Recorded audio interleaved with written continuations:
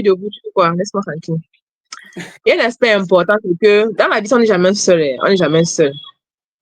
D'abord, même dans une famille, même si tu es l'enfant unique, tu as d'abord tes parents.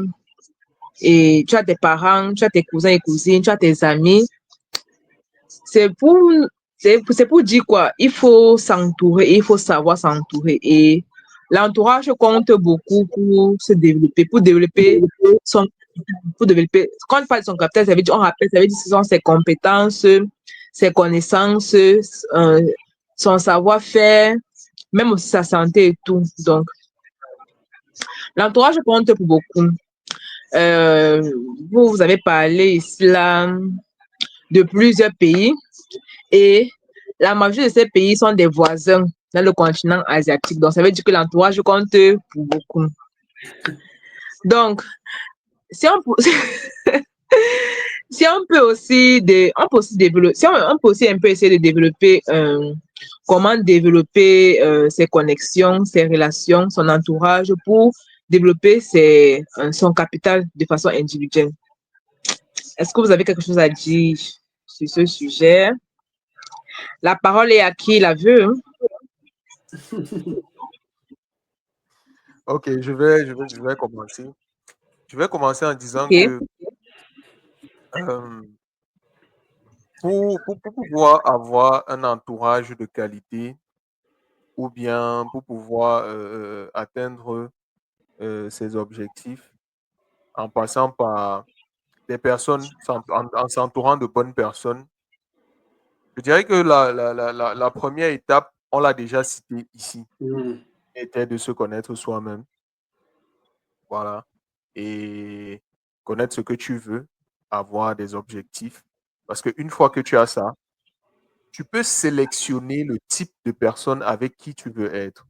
Ça veut dire quoi? Ça veut dire que si mon objectif est d'être, par exemple, un grand musicien, un grand artiste, chantre et tout, je vais chercher à me connecter à des personnes qui savent manipuler, par exemple, les instruments, qui ont des notions en ce qui concerne la musique, qui ont les mêmes valeurs que moi je prône. Ouais, très important. Des personnes qui regardent dans le même sens que moi. Ça veut dire quoi? Ça veut dire que si mes valeurs, par exemple, je prends mon cas, si moi, par exemple, mes valeurs, je suis chrétien, si mes valeurs, je dois peut-être faire, Quand tu parles à l'église, je ne sais pas, tous mes chants doivent peut-être rester dans le cadre de la foi en Jésus-Christ. Alors, je dois essayer de me rapprocher de ces personnes-là qui vont m'aider à continuer à marcher dans ce sens-là. C'est la même chose, quel qu'en soit le domaine. Si je suis, par exemple, en informatique, je dois chercher des gars qui excellent dans ce... Je dois essayer de m'entourer des gars qui excellent dans ce domaine-là. Des gars qui travaillent au quotidien pour pouvoir se perfectionner dans ce domaine-là. Et tout ceci passe par les premières étapes qu'on a citées là. Parce que je connais ce que je veux. Je connais où je veux arriver. oui. Maintenant, je sélectionne qui doit être avec moi. Est-ce qu'il a les mêmes valeurs que moi? Est-ce qu'il est dans le domaine que je vise? Est-ce que moi-même, voilà aussi un autre pan qui, je pense, est aussi important dans le domaine de l'entourage. Qu'est-ce que moi-même j'aurais à apporter à ce milieu-là?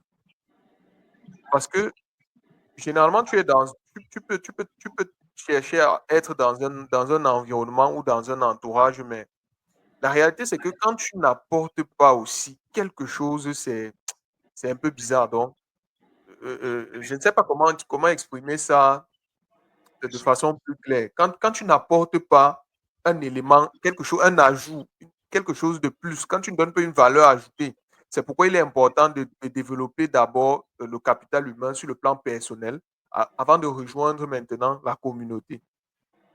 Je ne sais pas si on voit un peu.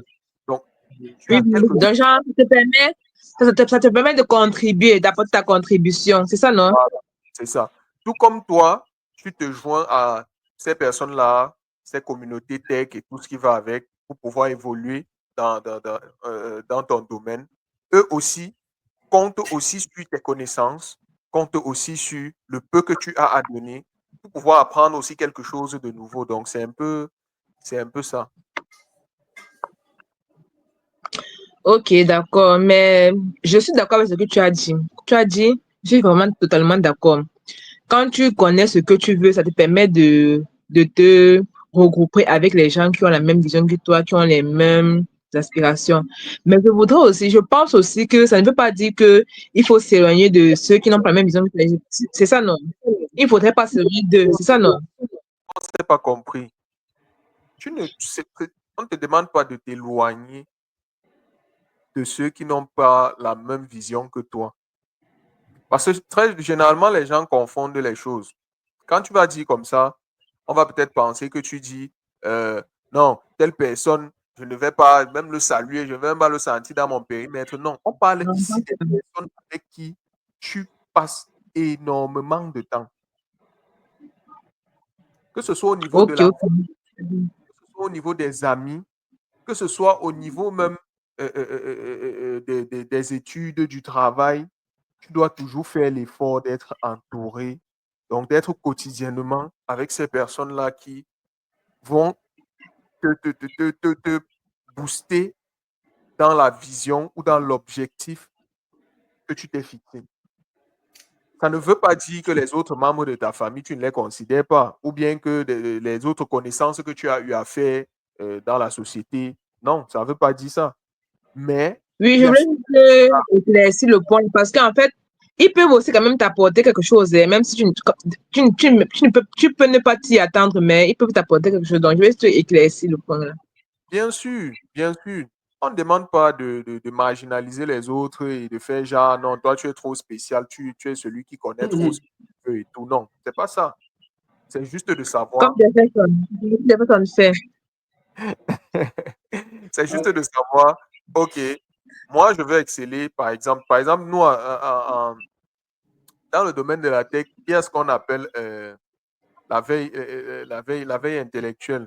Donc, ça veut dire quoi? Ça veut dire que comment est-ce que toi, comment est-ce que tu fais pour être constamment à jour, n'est-ce pas, au niveau des connaissances, au niveau des technologies et tout ce qui va avec, en ce qui concerne la tech. Et dans notre domaine, on a développé les communautés. Il y a des communautés sur les langages de programmation, il y a des communautés. Sur les frameworks, il y a des communautés. Sur des applications, il y a la communauté ChatGPT, je pense. OpenAI, pardon, si je peux dire ça comme ça. Il y a la communauté de OpenAI. Il y a une communauté pour, je vais dire quoi, GitLab, GitHub. Il y a énormément de communautés. Énormément de communautés. Donc, et pourquoi est-ce qu'on a créé ces communautés-là? Parce que ces personnes qui ont créé ces communautés, qui créent ces communautés-là ont compris que pour pouvoir avancer à un certain niveau, il faut regrouper un ensemble de personnes qui sont passionnées par la même chose, qui voient les choses de la même manière et essayer de faire le partage de connaissances qu'on a et ça va nous permettre à tout un chacun d'avancer plus rapidement. Donc, c'est un peu ça. Ok. Merci, Steven. Merci.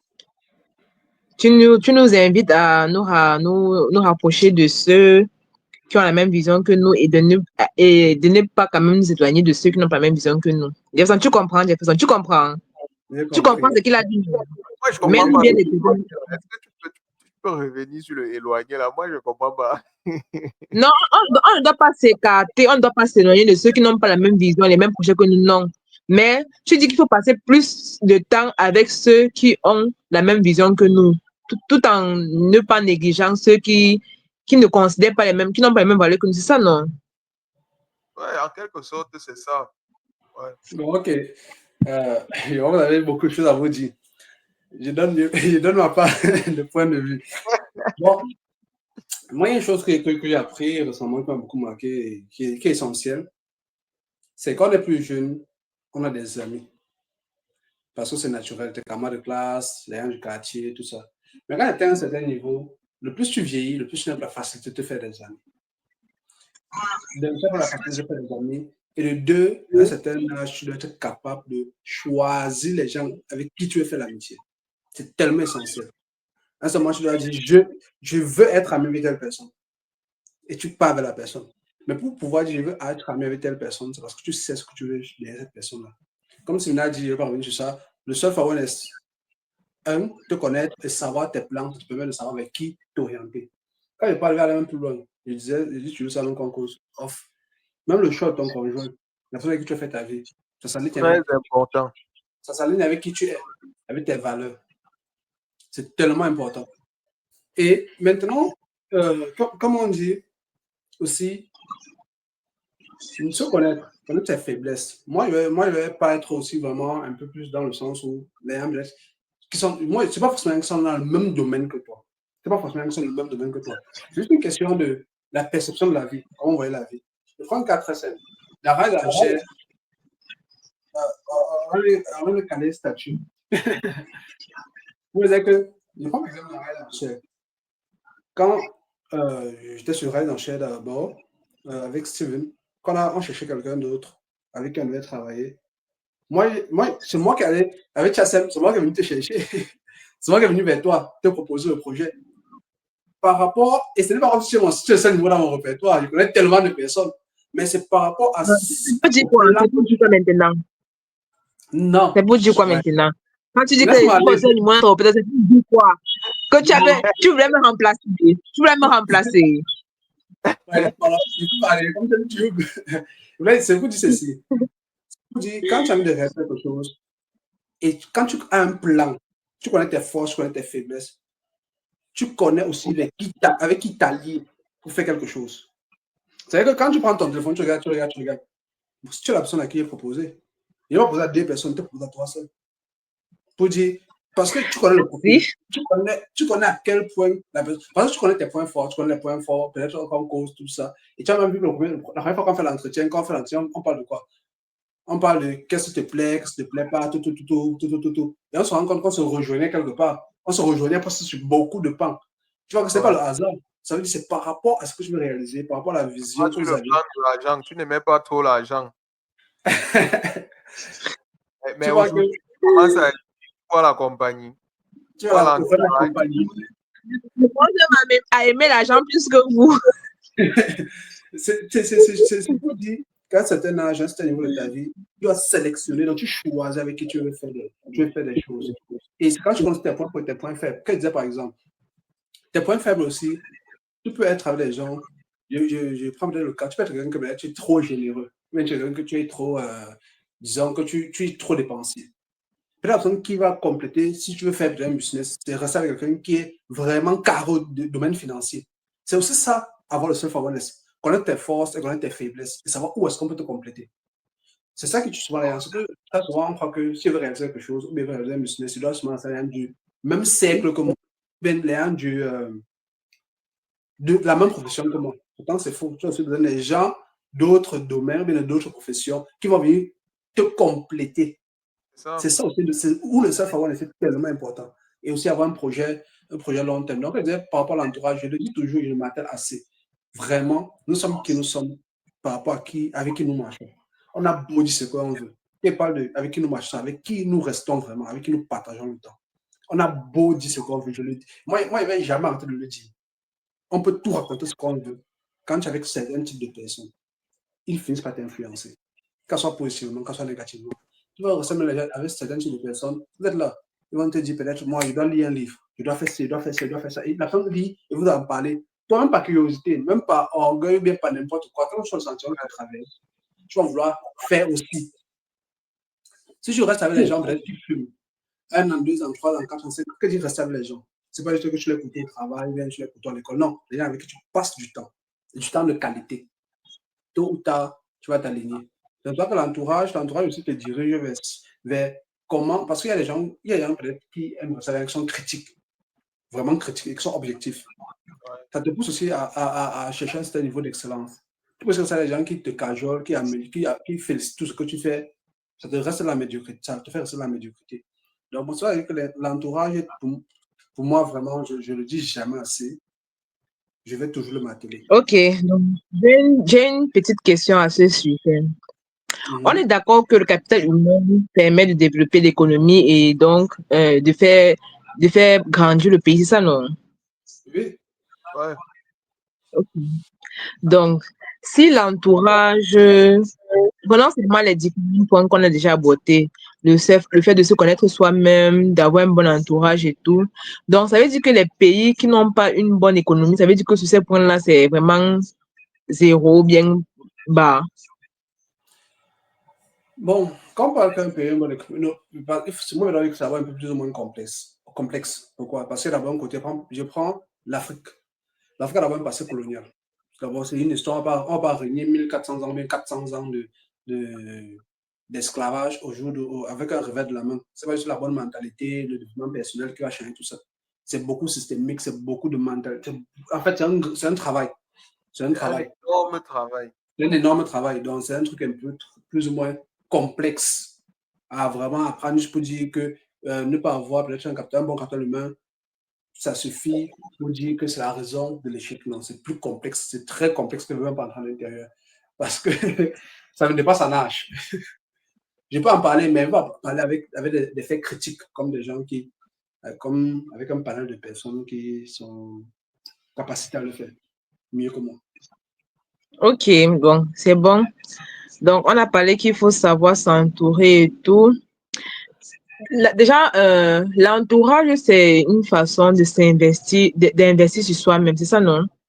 Parce que quand tu choisis les bonnes personnes, ça te permet c'est une façon d'investir sur soi-même et l'investissement sur soi est une autre façon de développer son capital.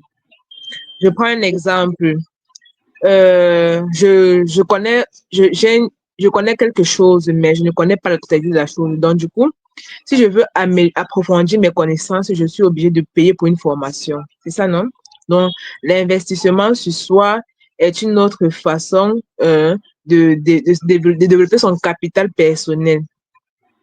Ok, donc, nous avons développé plusieurs façons, plusieurs, plusieurs axes pour développer le capital humain. On a parlé de se connaître soi-même, self-awareness. On a parlé de D'avoir un faire un plan, de faire un plan sur le long terme, de choisir, de savoir choisir, de soigner son entourage et d'investir sur soi. Je pense que prochainement, on va développer d'autres points. Donc, pour l'instant, je vous remercie. Merci pour votre temps. Merci pour ce que vous avez apporté et à bientôt. Merci à toi, Roland.